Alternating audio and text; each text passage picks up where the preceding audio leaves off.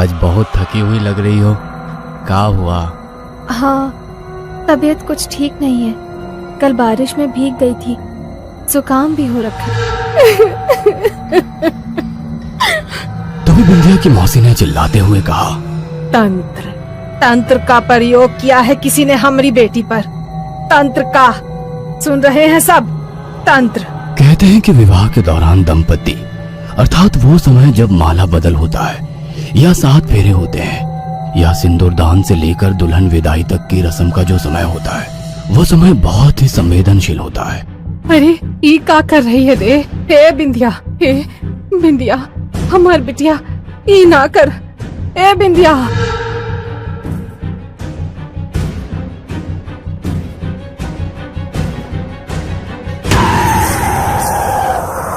Band बाजे वाले पूरे जोश में बैंड बजा रहे थे, लेकिन उनसे भी ज्यादा जोश तो पंकज के दोस्तों में था।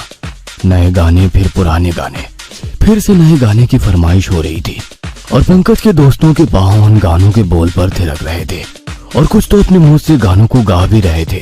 कमरिया कमरिया कमरिया कोरेला पलाप लॉलीपॉप लागेलू कमरिया। दूल्हे की शेरवानी पहने अपनी कार में बैठा पंकज बहुत खुश था, क्योंकि लगभग 4 साल का बिंदिया के साथ उसका रिलेशनशिप आज एक रिश्ते में बदलने जो जा रहा था।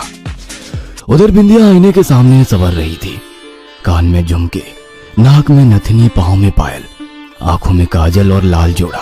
उसकी खूबसूरती को देखकर तो ऐसा लग रहा था कि उसकी खूबसूरती आज तक कहीं छिपी बैठी थी और शादी के दिन वो आजाद होकर बाहर निकलना चाहती थी। बाप रे बाप, हमने तो सुना था कि खूबसूरती आग लगा देती है। भगवान कसम, आज देखियो लिए। जानती है मेरी जान, आज तो तुम एकदम हीरोइन लग रही हो, एकदम same to same Kareena Kapoor. आज अगर हम लड़का होते ना, अभी के अभी तुमसे ब्याह कर लेते। तुम भी ना दीपा, खाली फालतू बात बोलती रहती है। जानती है रे, आज हम कितना खुश हैं। हमारी बचपन की दोस्त आज दुल्हनिया बन गई है। अब तू एगो नई जिंदगी में एंटर करने वाली है। तुमको तुम्हारा सच्चा प्यार मिलने वाला है। तू बड़ी भाग्यशाली है रे, जो तुझे तेरा प्यार मिल रहा है। नहीं तो आजकल का जमाना में सच्चा प्यार मिलना पता है ना कितना मुश्किल है। हमरा दिल आज बहुत खुश है रे। आई लव यू टू रे।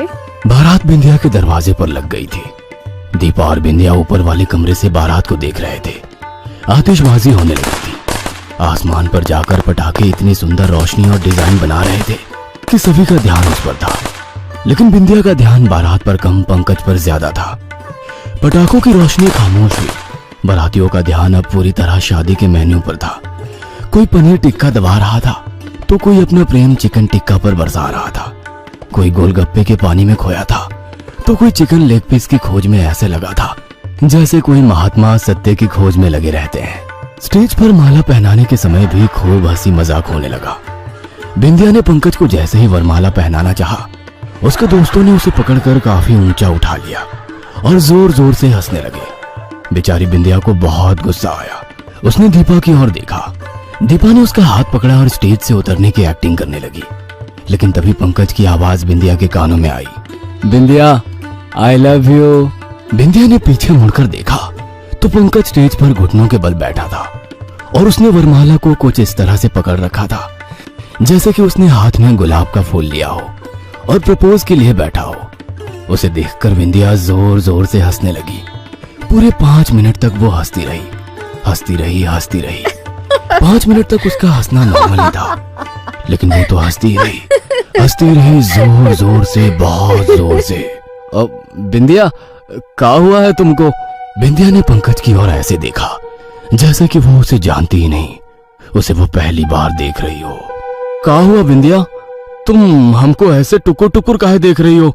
लेकिन बिंदिया उसे घूरती रही और फिर वो उसके ऊपर ऐसे कूद गई जैसे कोई जानवर किसी पर हमला करता है। पंकज नीचे जमीन पर गिर पड़ा। बिंदिया और भी जोर जोर से हंसते हुए उसके ऊपर सवार हो गई।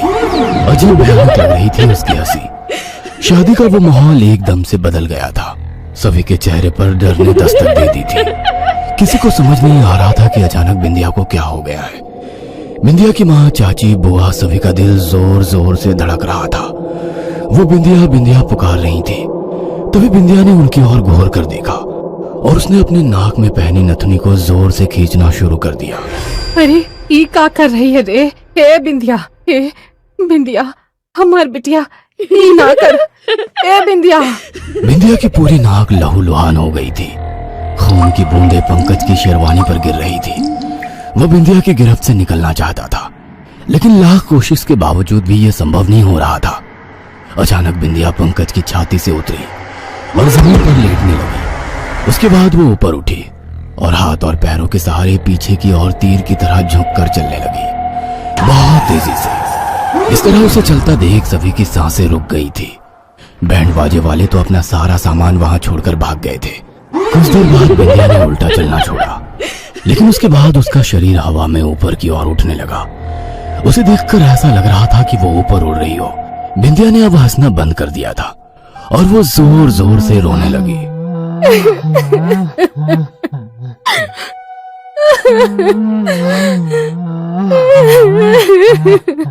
तभी बिंदिया की मौसी ने चिल्लाते हुए कहा, तंत्र, तंत्र का प्रयोग किया है किसी ने हमारी बेटी पर। तंत्र का, सुन रहे हैं सब? तंत्र।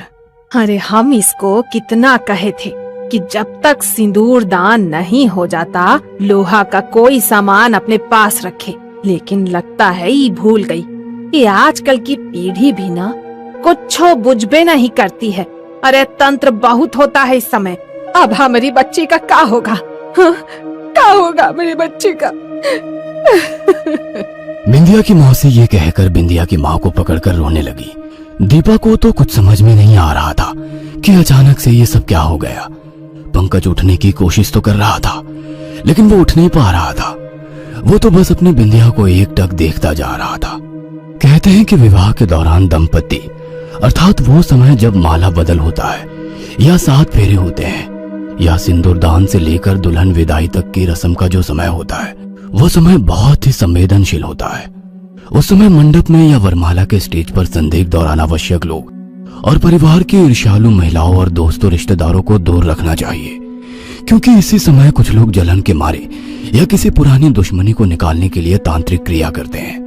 और किसी ने तंत्र का प्रयोग कर दिया तो जिस पर तंत्र का प्रयोग हुआ है वो पागल हो सकता है और कई बार तो मर भी जाता है। भारत के कई इलाकों में ऐसा भी देखा गया है कि जब मंडप में सिंदूर दान होता है तो इस प्रक्रिया को बहुत ही गुप्त रूप से किया जाता है। मंडप में माता पिता और बिल्कुल नजदीकी रिश्तेदारों के अलावा और लोगों को दूर रखा जाता है। यही नहीं, दुल्हा दुल्हन की गांठें बांधी हुई चुनरी में कोई कुछ डाल ना पाए या विदाई के समय वो कपड़ा कोई चोरी ना कर ले, इस बात का भी विशेष ख्याल रखा जाता है। चली आ रही परंपरा के अनुसार शादी की हल्दी की रस्म के बाद से ही लोहे का कोई भी छोटा या बड़ा सामान अपने साथ रखने का भी नियम है। कहते हैं ऐसा करने से तंत्र निष्फल हो जाता है, लेकिन ये गलती तो विंध्या ने कर दी थी। लोहे का कोई भी टुकड़ा उसके पास नहीं था, ना तो उसके हाथ में ना ही उसके कपड़ों से बंधा। थोड़ी देर बिंदिया हवा में वैसे ही लटकी रही। वह जोर जोर से रोती भी रही और फिर अचानक दम से नीचे आ गिरी। बिंदिया बेहोश हो गई थी। कुछ देर पहले किसी हीरोइन की तरह दिखने वाली बिंदिया का चेहरा इतना भयानक लग रहा था कि एकटक उसकी ओर कोई देख भी नहीं रहा था। पंकज की आंखों में आंसू थे। वह धीरे धीरे चलता हुआ अपनी बिंदिया के पास गया और उसे गले लगाते हुए कहा, क्या हो गया रे तुमको? क्या हो गया? हम तुमको बिहार के ले जाने आए थे रे, लेकिन ये सब क्या हो गया? हमारी बिंदिया को किसकी नजर लग गई? रोते हुए पंकज को उसके माता पिता और रिश्तेदारों ने संभाला, लेकिन वो रोता ही रहा। आज बहुत थकी हुई लग रही हो, क्या हुआ? हाँ,